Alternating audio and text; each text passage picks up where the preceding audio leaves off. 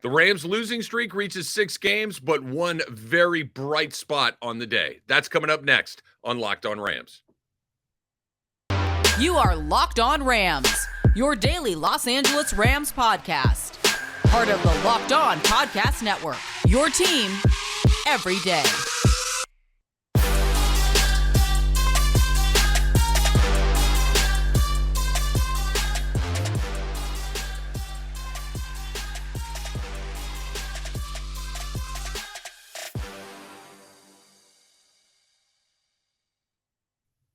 Thanks for making Locked On Rams your first listen every single day, free and available wherever you get your podcasts. My name is Travis Rogers. Thanks for making us a part of what you do each and every day. Don't forget to follow me on Twitter at Travis Rogers. You can also subscribe to the Locked On Rams podcast. Make sure you click that subscribe button in your podcast feed. And while you're doing that, why don't you head on over to our Locked On Rams YouTube channel as well. That is a great way to take in the podcast. Not only do I host the podcast here for Locked On Rams, part of the Locked On Podcast Network, but I also host the Rams pre-half and post-game show on their flagship station, ESPN 710. I host the Travis and Sliwa show every day from 10 a.m. until 1 p.m. as well. So if you are in the LA area, make sure you check out those shows as well. We'll get going on the Rams pregame show. That's getting at 3:30 on Thursday. Rams right back at it again against the Las Vegas Raiders very, very soon. Today's episode of Locked On Rams is brought to you by PrizePicks. PrizePicks is daily fantasy made easy. Pick 2 to 5 players, and if they score more or less than their PrizePicks projection, you can win up to 10 times your money on your entry. First-time users can receive a 100% instant deposit match up to $100 with the promo code Locked On. That's PrizePicks.com, promo code Locked On. All right, here is what's coming up on today's pod. Here are the things that we are going to discuss. Are they going to win another game? I've changed my tune on this. After seeing what we saw on Sunday against the Seahawks, I think I may have a different answer. So make sure that you stick around and get a chance to listen to that. There was also a lot of positives to take out of this game, in particular from John Wolford. That's coming up in just a little bit as well. But let's start right here. Let's start with the game itself and a couple of the performances. Number one, the Rams lose for the 6th consecutive week. And let's just kind of take a step back really quickly.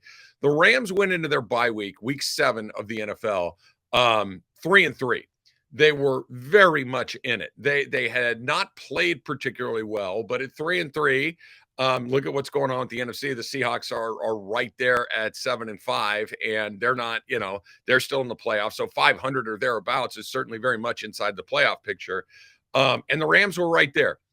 They haven't won a game since. They've lost 6 in a row. And really, with Tampa and yesterday's game being the exceptions, they haven't really been in too many of these games. It's gotten to the point where you're expecting the worst thing to happen. It's gotten to the point where even when they took the lead towards the end of the game yesterday, and by the way, arguably their best drive of the season, they get a 4th down conversion in the middle of the field. They get a big touchdown. Cam Akers goes in for the 2nd time of the day on the ground. It's the first time he's ever done that in his career. And it felt like they had some momentum. It felt like it had finally happened. They got plays when they needed to make plays. They got in the end zone. They scored touchdowns instead of kicking field goals. It felt like they were on the cusp of winning a game. And then Geno Smith drove the field, scored. DK Metcalf, game over. Seattle wins. Rams lost their 6th in a row. Very, very disappointing. A tough loss. They really need a win along the way, which we'll talk about coming up in just a minute. But there were some positives, but the biggest thing in particular for me was the way that Bobby Wagner played. Bobby Wagner was not good. He was extraordinarily good. He was the best version of Bobby Wagner. Bobby Wagner's had a great year. Wagner comes over during the offseason and signs a contract with the Rams after the Seahawks basically said, yeah, man, go wherever you want. They just released him and he was on the street. And you could tell that he had a great deal left to prove. You could tell that he had something a little extra for the Seahawks. He said all week long that this was just another game in his mind. Clearly, that was a lie. Clearly, that was something that he was just putting out there publicly because he took his game to an entirely different level. He had 2 sacks. He had an interception.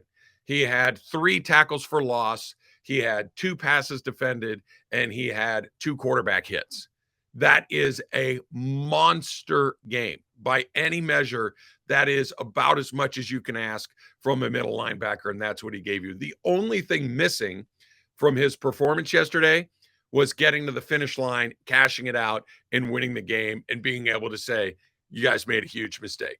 He played like they made a huge mistake. He played like he had something to show for those guys. And I really wanted him to get that win because that would have felt amazingly good for him. It would have been incredibly exciting for him to get it done against the old team, to break the losing streak, everything that comes along with it. He was terrific. Now, the question becomes, does he get to do that in Seattle? Now, they play Seattle week 18. The Rams clearly are out of the playoff picture. The Rams are shutting guys down. They're not cranking guys up. Aaron Donald did not play yesterday. Bobby Wagner did. Jalen Ramsey did. But Cooper Kupp done for the season for all intents and purposes. Matthew Stafford, Sean McVay said yesterday that he believes that you won't see him again the rest of the season. Allen Robinson done for the year. A'Shaun Robinson done for the year. This is where they are. This is what it is. So I don't know what it's going to look like by the time they get to week 18, that maybe the Rams decide, look, Bobby Wagner's too valuable a player for us. We got to make sure that he's healthy and ready to go for the start of the 2023 season. We can't afford to put him out there. Now, Bobby Wagner may feel differently. He may feel like he wants to go and do it, because I would very much like to see him get the opportunity to go back to the stadium where he put a Hall of Fame career together, where he went to a couple of Super Bowls, where he won a Super Bowl, where he was right there in the middle of Legion of Boom, all of the things that he's been able to do. I'd like to see him be able to have that, thanks for the memories kind of moment up in Seattle. Whether or not it'll happen, I don't know. But at least for a day, he was extraordinary. At least for a day, he was able to do exactly what he wanted to do, which was go in there and take care of his business. Go in there and show the Seahawks that he made a huge mistake.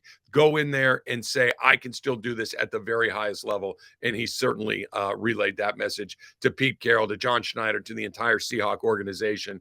And it was great to see. I'm very, very happy he played the way that he did. Unfortunately, we're in the time of the year where moral victories and little silver linings are all you have to play for.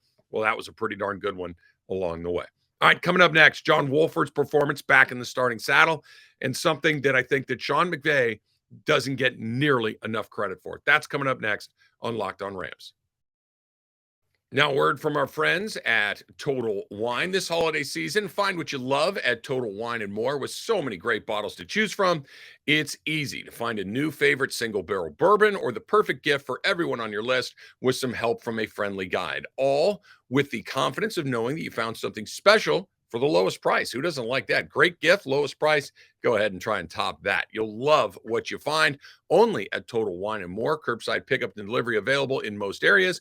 Visit TotalWine.com to learn more. Spirits not sold in Virginia and North Carolina. Drink responsibly, be 21. And who doesn't love getting that bottle of wine, bourbon, gin, whatever you're into? Go check it out. Total Wine and More. At Locked On Rams, we believe that your home should be where you and your family feel the safest, especially over the holidays. This season, give yourself and your family the gift of peace and protection with the #1 rated home security system, SimpliSafe. And right now, SimpliSafe is offering Locked On Rams listeners 40% off a new security system. Do not put this off. Here's one of the things that I love. The technology involved. It's super easy to set up. All of the features that you can run right from your phone, all of the HD cameras, you can change the, it's an unbelievable way to keep an eye on the things that are the most important part for you. The advanced technology, you can control everything from your phone. It is a great way to do it, and just an unbelievable feeling knowing that you got 24/7 monitoring agents, customer support staff, all of it with SimpliSafe. SimpliSafe was named Best Home Security System in 2022 by U.S. News and World Report. That makes 3 in a row. So don't miss your chance to save big on my favorite security system. Get 40% off any new system at simplisafe.com/lockedonnfl today. That's simplisafe.com/lockedonnfl. There's no safe like SimpliSafe. Thanks for making Locked On Rams your first listen today. For your second listen, check out the Locked On Sports Today pod. From the games that matter the most to the biggest stories in sports, go beyond the scoreboard and behind the scenes with local experts and insights only Locked On can provide. Locked On Sports Today, available on this app, YouTube, and wherever you get your podcasts. So the Rams have lost 6 in a row, and it has been a slog through most of that 6-game skid. Quite frankly, it's been a slog through the entire season. At 3-9, there's not a lot to get incredibly excited about. You're in the evaluation period, which is never a lot of fun. Your best players are injured and shut down, and you got 5 games to go. So what do you get excited about? What do you get excited about to get to the finish line, to give you a little bit of momentum, to give you a little bit of, okay, at least we got blank done this season. Couple of different things I want to mention here. Let's start with this. And Sean McVay gets great praise for being as good of a coach as he is, and for being an offensive innovator, and for being as young and dynamic and energetic and passionate, and the memory and all the things that we talk about with Sean McVay. And he should. Again, this is his 6th year in the NFL. It's the first time he's had a bad season. He's been to a couple of Super Bowls. He's won one. We all know Sean McVay's resume. What you don't hear a lot, and quite frankly, this is kind of a weird compliment, but what you don't hear a lot is how hard his teams play. And the reason you don't hear it a lot is because they're good, right? It's not a lot of time when you will hear somebody say, oh, whose team plays just lights out is the team that's winning every game, right? That's not that they don't go together. That's usually a compliment that comes when a team's kind of in the middle of the pack or below. Well, they haven't been in the middle of the pack or below. And yet I think the compliment is incredibly appropriate. Sean McVay's teams are having, or I should say this team is having its worst year in his career. They're playing hard. There is nothing left to play for. Your top draft pick is going to the Detroit Lions. There is no playoff path. You're not going to be 500. You're not going to be, you're not playing spoiler with the teams that you're playing really all that much. Maybe the Raiders potentially, maybe the Chargers potentially, but this is a team that doesn't have a lot going on right now. Matthew Stafford, done for the year. Aaron Donald didn't play. Cooper Kupp, done for the year. A'Shaun Robinson, Allen, all of these guys, done for the year, right? And they went out there and they played hard yesterday. They competed. They were out there hitting guys. They were out there running around and trying to make plays and going to the very last minute for what? For who, right? And that, I think, speaks to McVay. That speaks to McVay's ability to create culture. The culture being, we're really good. We're going to win a lot of games. We're going to compete for Super Bowls. But perhaps even more important than that, we're going to show up and go to work every day. We're going to compete every day. We're going to battle you every day, even if we're not a great football team. And this year, they are decidedly not a great football team. We're going to be hard to beat, or we're at least going to be hard to play against. They are so incredibly shorthanded right now, especially on the offensive side of the ball. And the defense is starting to catch up to that, unfortunately, as well. There wasn't a moment in that game yesterday. There really haven't been too many moments in the season where you're like, okay, they've let go of the rope. That's it. They're going for the name on the back of their jersey. They're trying to think about where they're going on vacation. They're making business decisions when contact is coming around. Let's get the heck out of here. Let's get to the finish line and let's keep going. That hasn't happened. It may get there because they still got 5 games to go.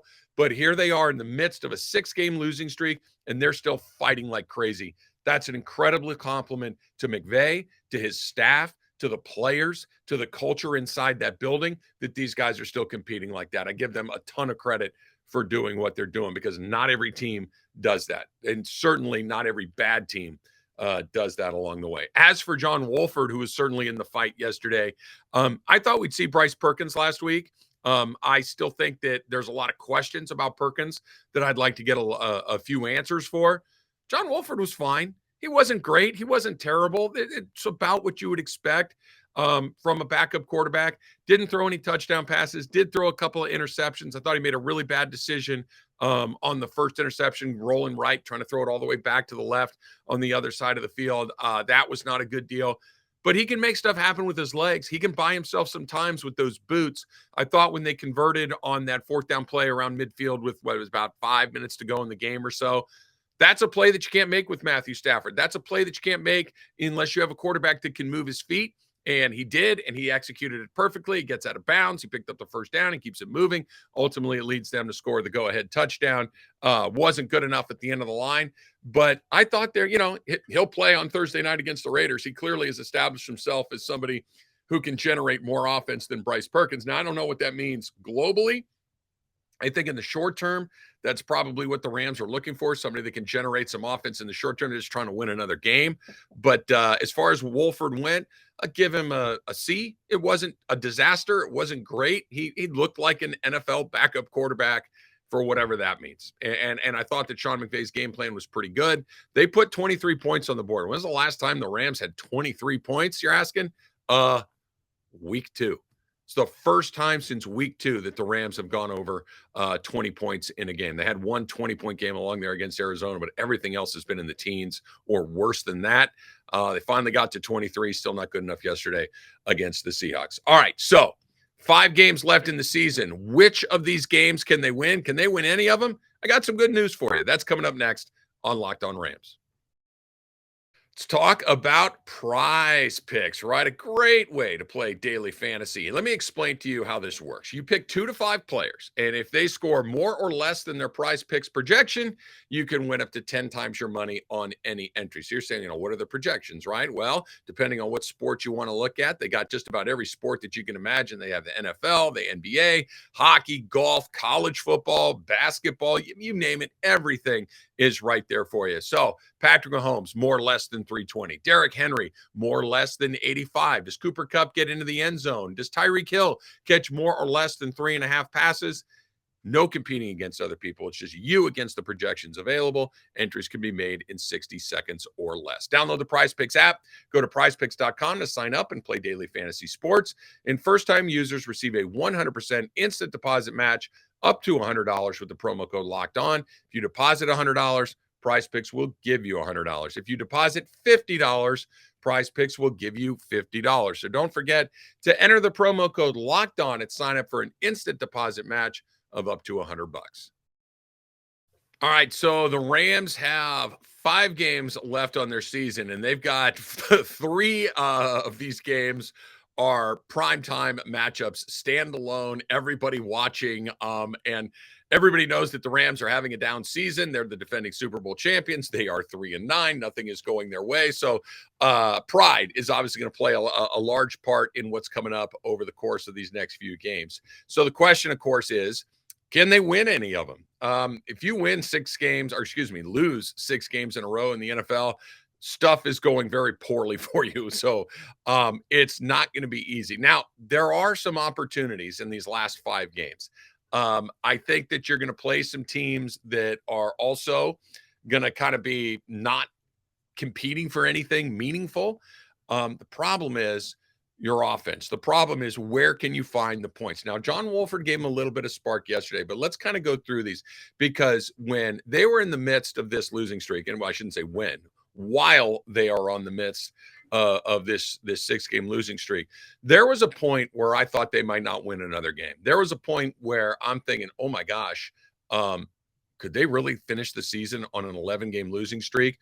Still certainly possible, considering where they are offensively. But seeing what they had yesterday with Wolford, seeing Cam Akers come alive a little bit the way that he did, gives me a little bit of hope. The Raider game felt like maybe the one that they might get a few weeks ago, because the Raiders were really struggling as well. The Raiders have won 3 in a row. The Raiders have Very good players. The Raiders seem to have kind of discovered their identity. Josh Jacobs is absolutely killing it. Max Crosby is wreaking havoc on opposing quarterbacks.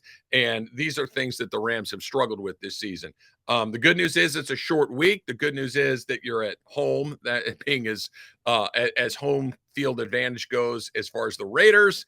We'll see. That's just the reality of where the Rams are right now in Los Angeles. But I don't think that that's the win. The win the following week in Green Bay, Monday Night Football. Now, Green Bay may have let go of the rope by then. We'll see if Aaron Rodgers is even playing. They won this week, so at least he's going to go another week, health willing. I just think that going into Green Bay and finding a way to win a game in the cold like that is going to be a very tall task. So I don't think that that happens either, which brings you to the game that I think they can actually win. Christmas Day against the Denver Broncos at SoFi Stadium. The Broncos and the Rams, Christmas Day, standalone game. The whole world, the whole country, the whole NFL viewing audience will be watching this. Why? Because it's the only game that's on, right? This was supposed to be a game between the defending Super Bowl champs and Russell Wilson, who's going to put the Broncos right back in the mix all over again. Instead, you could have a 3-win team playing a 4-win team on Christmas Day. So the bad news is that's your TV game. The good news is that's a game the Rams can win. The Broncos are as inept on the offensive side of the ball as any team you're going to see. If the Rams can score 20 points the way that they did yesterday, I think the Rams can win that game. If the Rams can score 17 points the way that it's about their season average, I think they can win that game. That's how bad the Broncos are. After that, you get a Sunday night game, at least for the time being, against the Chargers. Chargers will probably still be playing for a playoff spot. They're going to be competing at a high level. And then you get the Seattle Seahawks up in Seattle to end the season right there. Ask Santa for a win on Christmas Day against the Denver Broncos, because that may be the one that you have a legitimate opportunity to get. The other 4 that you have are maybe toss-ups if you're being optimistic, and probably you're on the wrong side of it if you're being a little bit realistic right now. But I do think they'll win a game. I do think they'll get to 4, maybe 5. And if everything breaks right in the holiday season, maybe the Rams win 3 of their last final 5 games. But I don't think they're going to finish that season on an 11-game losing streak. And that is a sentence I never thought that I would say. All right, that's going to do it for this edition of Locked On Rams. Thanks for making us your first listen every single day. For your next listen, check out the Locked On Sports Today pod, the biggest stories, instant reactions, big game recaps, and the take of the day. It's available on the Odyssey app, YouTube, and wherever you get your podcasts. Until next time, whose house? It's Locked On Rams house.